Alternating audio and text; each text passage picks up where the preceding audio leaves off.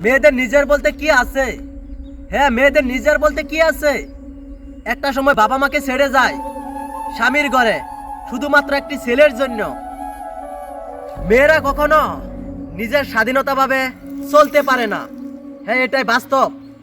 একটা মেয়ের জীবনে অনেক স্বপ্ন থাকে।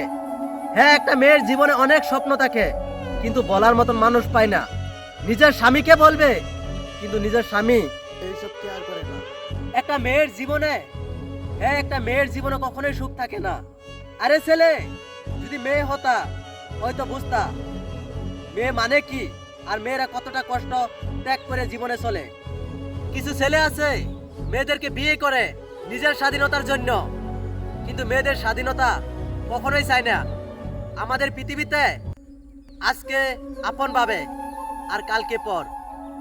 মেয়েরা কখনো নিজের স্বাধীনতাভাবে চলতে পারে না, মেয়েরা অন্যের স্বাধীনতাভাবে চলে।